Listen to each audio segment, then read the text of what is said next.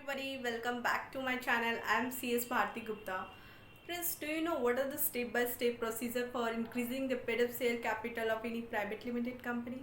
If you don't know about it, then this is the right platform to learn about it. So without delaying, let's start this topic and learn about the full concept and full procedure for increasing the paid-up share capital of any private company. There are various ways to increase the paid-up share capital of the company, but in this particular video, friends, I am gonna tell you about only one way through which you can increase the paid-up share capital of the company.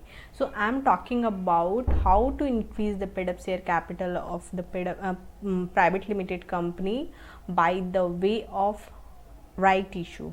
Yes, I am talking about the right issue in this particular video. Right issue होता क्या है? सी friends, अगर आपकी company में share capital है and if your company want to further increase the paid up share capital of the company, then company क्या करेगी? इस केस में फर्दर शेयर इशू करेगी. फर्दर शेयर को इशू करने के लिए ये एक वे होता है जिसके थ्रू कंपनी अपनी पेड अप शेयर कैपिटल को इंक्रीज कर सकती है by further issue of shares. तो राइट इशू में होता क्या है? राइट इशू ऑफ शेयर्स का मेनली मतलब ये होता है कि जो एग्जिस्टिंग शेयर होल्डर्स हैं कंपनी के, उन्हें राइट दिया जाता है कि आप फर्दर शेयर्स जो कंपनी इशू करने वाली है उसको आप ले सकते हैं. ये एक ऑफर होता है कंपनी की तरफ से एग्जिस्टिंग शेयर होल्डर्स को कि कंपनी फर्दर अपने कैपिटल को इंक्रीज करना चाहता है और आप में से कोई भी अगर कंपनी का शेयर सब्सक्राइब करना चाहता है, then you are most welcome in this respect. तो इस केस में कंपनी जो है अपने एग्जिस्टिंग शेयर होल्डर्स को शेयर्स इशूज़ करती है in proportion to the paid up share capital of the company. Company का जितना paid up share capital already है उसके प्रपोर्शन के हिसाब से जितने भी एग्जिस्टिंग शेयर होल्डर्स है सबको शेयर ऑफर होता है. सेक्शन 62 सबसेक्शन 1 जो है इसके बारे में बोला है. सो लेट्स स्टार्ट. हम लोग देखते हैं कि क्या फुल प्रोसेस है for the issue of share through the right issue. So first step इस केस में ड्राफ्ट ऑफर लेटर. अगर कंपनी फर्दर शेयर इशू करना चाहती है तो उस केस में सबसे पहले कंपनी को क्या करना होगा? ऑफर लेटर को ड्राफ्ट करना होगा. ऑफर लेटर ड्राफ्ट कीजिए. फर्स्ट स्टेप आपका ऑफर ड्राफ्ट करना ही होगा. This will be not the final offer letter, इसलिए ये एक ड्राफ्ट ऑफर लेटर होगा क्योंकि इस केस में कंपनी को फर्दर मीटिंग भी बुलानी पड़ती है, इसलिए अभी फ्रेमिंग हम लोग करेंगे ऑफर लेटर का. सो फर्स्ट स्टेप जो होता है वो ऑफर लेटर को ड्राफ्ट करने का होता है. देन देयर आफ्टर कंपनी को बोर्ड मीटिंग बुलानी होगी. उसके लिए what the company have to do? Company have to send the notice of board meeting and as we all know about it कि कंपनी को 7 डेज़ पहले फ्रॉम बोर्ड मीटिंग के 7 days पहले एटलीस्ट वो उसका नोटिस जो है सबको सेंड करना पड़ता है. तो कंपनी जो है वो नोटिस सेंड करेगी to all the board of directors, to all the board members. उसके बाद कंपनी कंडक्ट करेगी बोर्ड मीटिंग. ये जो बोर्ड मीटिंग होगी वो फर्स्ट बोर्ड मीटिंग होगी. कंपनी ये जो बोर्ड मीटिंग कंडक्ट करेगी ये फर्स्ट बोर्ड मीटिंग होगी. The main motive of conducting this board meeting is to pass the resolution for issuing the right share. Company को right share issue करना है, इसलिए इस बोर्ड मीटिंग को बुलाया गया है. इस बोर्ड मीटिंग में बोर्ड ऑफ डायरेक्टर को बोर्ड रिजोल्यूशन पास करने होंगे for issuing the right shares. And second approval इसमें ये लेना पड़ता है कि आपको लेटर ऑफ ऑफर जो आपने ड्राफ्ट लेटर ऑफ ऑफर बना रखा था उसको अप्रूव कराना पड़ता है इसमें. तो इस बोर्ड मीटिंग में फर्स्ट काम आपको क्या करना पड़ेगा? बोर्ड रिजोल्यूशन पास कराना पड़ेगा for issuing the right share. Second thing approval of letter of offer. And third thing कि आपको किसी को ऑथराइज कराना होगा, चाहे आप डायरेक्टर हो या कंपनी सेक्रेटरी हो, for dispatch of offer letter. तो ये 3 चीज़ तो कंपल्सरी आपको इस बोर्ड मीटिंग में करनी ही होगी. नेक्स्ट आपको क्या करना होगा? नेक्स्ट इस केस में आपने बोर्ड रिजोल्यूशन पास कराया और इस बोर्ड रिजोल्यूशन को आपको आरओसी को इंटीमेट करना होगा, आरओसी को इन्फॉर्म करना होगा about this board resolution. So for that you people have to file form number MGT14. This form is basically for intimating to ROC regarding the board resolution. तो इस form को file करेंगे MGT14 को, इसको 30 days के अंदर file करने होंगे आपको, 30 days of passing of the board resolution. आपने MGT14 फाइल कर लिया with in the period of 30 days of passing of the board resolution. Next आपको मूव करने, नेक्स्ट फ्रेंड्स आपको क्या करने, जो लेटर आपने अप्रूव कराया था बोर्ड मीटिंग में, लेटर ऑफ ऑफर, उस लेटर ऑफ ऑफर को कंपनी को जो है इशू करने होंगे। जितने भी एग्जिस्टिंग शेयर होल्डर्स हैं उनको सेंड करना होगा, डिस्पैच करना होगा ये लेटर ऑफ ऑफर। तो ये लेटर ऑफ ऑफर में जब आप डिस्पैच करेंगे तो कुछ चीज़ों का ध्यान आपको रखना पड़ेगा। फर्स्ट थिंग इज दैट कि आप इस लेटर ऑफ ऑफर को डिस्पैच कर सकते हो रजिस्टर्ड पोस्ट से, थ्रू स्पीड पोस्ट, कुरियर, या फिर कोई भी इलेक्ट्रॉनिक मोड, जैसे कि कोई भी मीन्स लाइक ऑथेंटिकेटेड होना चाहिए, दैट इज़ ईमेल से आप भेजिए, या फिर ऐसा अदर कोई मोड जिसमें आपका प्रूफ ऑफ डिलीवरी हो, क्योंकि हमें वो प्रूफ चाहिए कि डिलीवर्ड हुआ है कि नहीं हुआ है। तो इस केस में आप ध्यान रखिएगा कि लेटर ऑफ ऑफर आप जब सेंड कर रहे हैं सारे शेयर होल्डर्स को, तो उसका कोई ना कोई प्रूफ आपके पास होना चाहिए कि आपने लेटर ऑफ ऑफर सेंड किया है। लेटर ऑफ ऑफर जब आप सेंड कर रहे हो तो उसको आपको ये ध्यान रखना होगा कि at least 3 days before the opening of issue आपको इसको भेजना होगा। मान लीजिए आपका जब इशू डेट ओपनिंग डेट जो है मान लीजिए जिस डेट से भी स्टार्ट हो रहा है उसके कम से कम 3 दिन पहले आपको ये लेटर ऑफ ऑफर सारे एग्जिस्टिंग शेयर होल्डर को सेंड करने पड़ेंगे। 3 डेज इसलिए बोला गया है फ्रेंड्स क्योंकि आप जब भी आप कुरियर के थ्रू या फिर रजिस्टर्ड पोस्ट के थ्रू आप सेंड कर रहे हैं ये ऑफर लेटर, तो उसको पहुंचने में टाइम लगेगा जितने भी एग्जिस्टिंग शेयर होल्डर्स हैं। तो उस केस में टाइम लगेगा, उसकी वजह से कम यहाँ पे 3 डेज़ का टाइम दिया गया है कि आप ऑफ़र जब भी अपना ओपन कर रहे हो उसके पहले कम से कम 3 दिन पहले आप ये लेटर ऑफ ऑफर सेंड कर दीजिए उन्हें। इस केस में आपको एक चीज़ और ध्यान रखना है कि ये जो ऑफ़र पीरियड है वो मिनिमम 15 डेज़ और सच लेसर टाइम के बारे में बोला गया है। कम से कम 15 डेज़ या उससे भी कम टाइम के लिए आप खोल सकते हैं। लेसर टाइम में स्पेसिफाई किया गया है। In case of private company के केस में क्या है कि 90% ऑफ मेंबर्स का अप्रूवल चाहिए। अगर आप 15 डेज़ के पहले मिनिमम टाइम और कम करना चाहते हैं तो उस केस में आपको 90% ऑफ मेंबर्स का अप्रूवल लेना पड़ेगा। अगर मेंबर्स 90% मेंबर्स अप्रूव कर देते हैं इस केस में, तो इस केस में आप मिनिमम कोई भी टाइम रख सकते हैं एंड मैक्सिमम टाइम इसमें जो है वो 30 डेज़ का है। तो आप जब ऑफ़र लेटर को ओपन करेंगे तो कम से कम मिनिमम टाइम जो भी अगर अप्रूवल हो जाता है मेंबर्स के थ्रू वो वाला टाइम, या फिर 15 डेज़ एंड मैक्सिमम टाइम जो है 30 डेज़ के लिए आप इस ऑफ़र को ओपन रख सकते हैं for the acceptance of money from the existing share holders. जितने भी एग्जिस्टिंग शेयर होल्डर्स है उससे पैसे लेने के लिए एंड शेयर सब्सक्राइब करने के लिए। उस ऑफर लेटर में आपको राइट ऑफ रिनाउंसिएशन भी देना होगा। राइट ऑफ रिनाउंसिएशन होता क्या है फ्रेंड्स? राइट ऑफ रिनाउंसिएशन का मतलब ये होता है कि जो भी एग्जिस्टिंग शेयर होल्डर्स है कंपनी उन्हें पहले ये राइट देती है कि आप कंपनी का जो शेयर है वो सब्सक्राइब कीजिए, जो भी कंपनी फर्दर शेयर लाया है। अगर मान लीजिए कोई एग्जिस्टिंग शेयर होल्डर्स है उस शेयर को सब्सक्राइब नहीं करना चाहता है, देन इन दैट केस वो चाहे तो वो ऑफ़र जो है किसी और को भी कर सकता है। यही होता है राइट टू रिनाउंसिएशन, मतलब कि वो एग्जिस्टिंग शेयर होल्डर्स जो है अपना राइट किसी और को दे सकता है, रिनाउंस कर सकता है। तो इस ऑफ़र लेटर में इसके बारे में भी मेंशन होना चाहिए।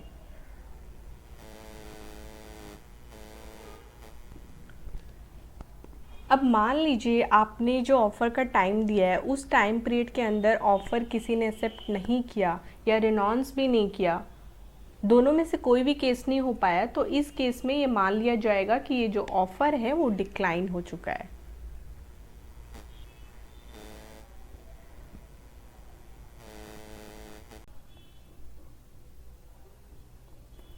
Next the shareholder must send the accepted application along with the application money.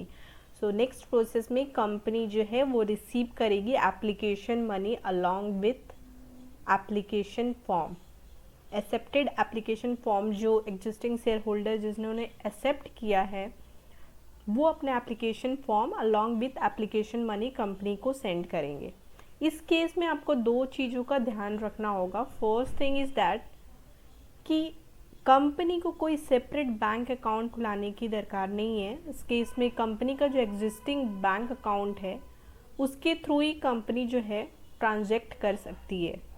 So in this particular case, company is not required to open any separate bank account for this particular purpose.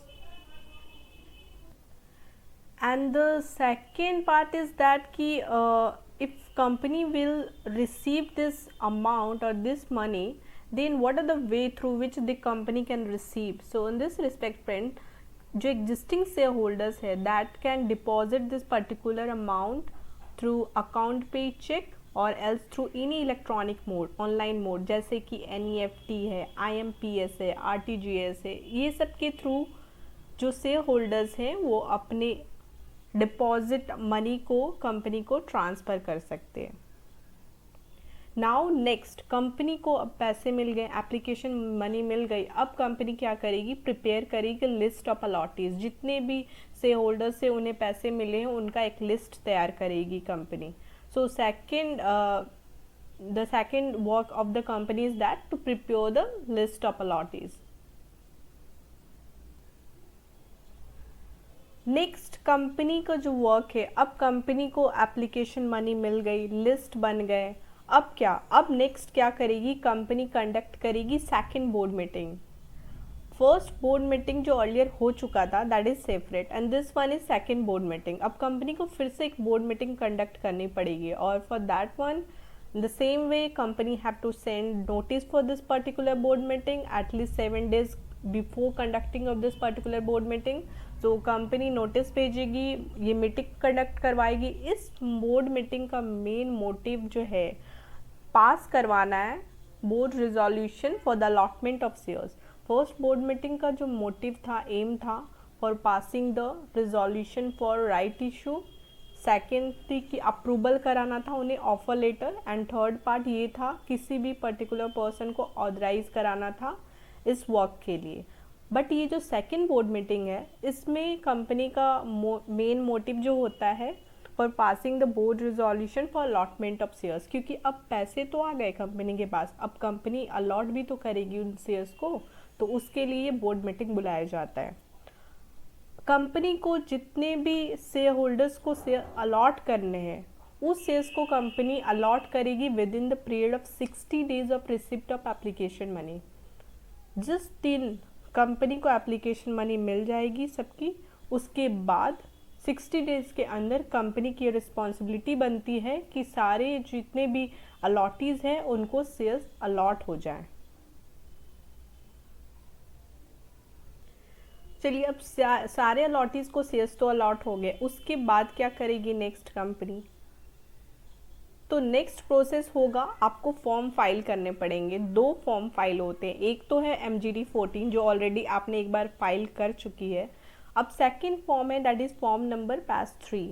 First form is MGT 14। MGT 14 पहले आपको file करना होगा and PAS 3 जो है next आपको file करना पड़ेगा। MGT 14 जो है मेनली हम लोग ROC को इंटीमेट करते हैं for this particular board resolution जो भी पास हुआ था इस बोर्ड मीटिंग में, तो हम लोग ROC को इंटीमेट करेंगे about this particular board resolution. हमें मेन अटैचमेंट क्या इसमें रखना होगा MGT 14 में, list of allottees and board resolution की कॉपी, 2 चीज़ हम लोग अटैच करेंगे एंड इस फॉर्म को फाइल करेंगे with in the period of 30 days of passing of board resolution. जिस दिन बोर्ड रिजोल्यूशन पास हुई है उसके 30 दिन के अंदर हमें ये फॉर्म फाइल कर देने हैं। नेक्स्ट हमें जो फॉर्म फाइल करने हैं वो हो PAS 3, PAS 3। इस फॉर्म को फाइल करने हैं within the period of 30 days from the date of allotment of shares. MGT 14 को पास करने हैं 30 days of passing of board resolution, but PAS 3 को फाइल जो करने हैं वो 30 days from the date of allotment of shares. जिस दिन आपने शेयर अलॉट कर दिए हैं उसके 30 दिन के अंदर आपको फाइल कर देने हैं फॉर्म को। और इसमें जो अटैचमेंट होगा वो सेम होगा। अर्लियर जो MGT 14 में फाइल किए थे 2 अटैचमेंट तो सेम होंगे, जैसे कि list of allottees and board resolution. उसके अलावा एडिशनल जो अटैचमेंट होगा उसमें वो होगा proof of bank statement, credit amount की कंपनी की बैंक स्टेटमेंट में क्रेडिट अमाउंट जो है वो शो करना होना चाहिए कि हाँ कंपनी ने ये एप्लीकेशन मनी रिसीव किए हैं। एंड नेक्स्ट आपको इसमें जो अटैच करना होगा that is proof of dispatch of offer letter. जो कंपनी ने ऑफर लेटर डिस्पैच किए थे उसके प्रूफ को भी इसमें, उसकी कॉपी को भी आप अटैच करेंगे पैस 3 में। अब ये दोनों फॉर्म तो फाइल हो गए। नेक्स्ट अब क्या होगा, एट लास्ट कंपनी जो है वो इशू करेगी सेल्स सर्टिफिकेट। सारे प्रोसेस कंप्लीट होने के बाद लास्ट में जो है कंपनी इशू करती है सेल्स सर्टिफिकेट। सेल्स सर्टिफिकेट को इशू हो जाना चाहिए with in the period of 2 month of allotment of shares. जब कंपनी शेयर्स को अलॉट करेगी उसके 2 महीने के अंदर ये सर्टिफिकेट कंपनी को इशू करने होंगे, जितने भी अलॉटीज हैं उनको। इसका जो फॉर्मेट होगा वो SH1 फॉर्मेट में होता है। इसी फॉर्मेट में कंपनी को इशू करने होते हैं।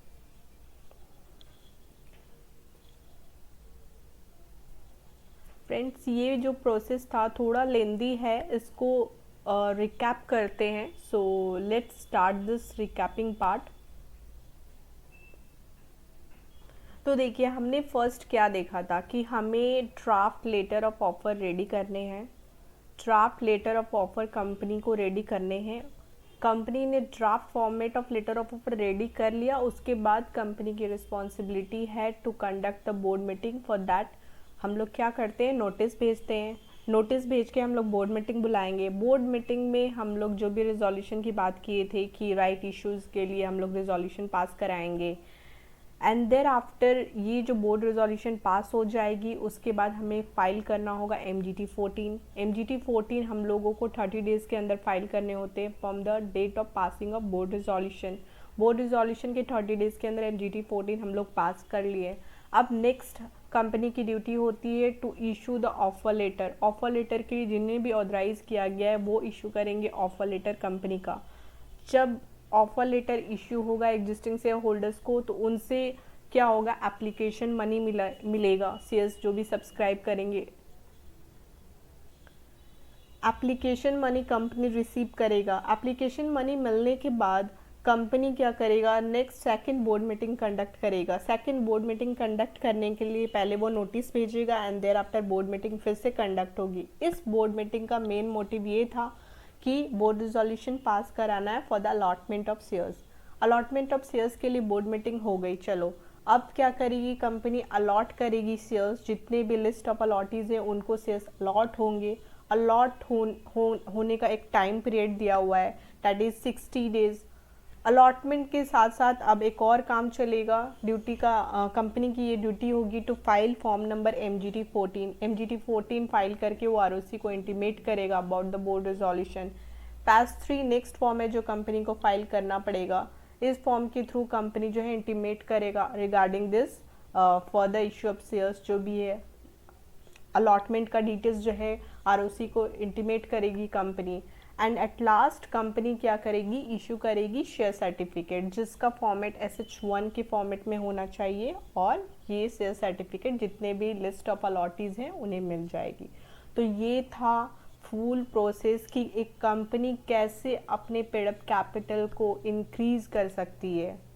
इंक्रीज करने के बहुत सारे वेज हैं बट उनमें से एक ये वे था जिसको मैंने इस पर्टिकुलर वीडियो में आपको बताया है।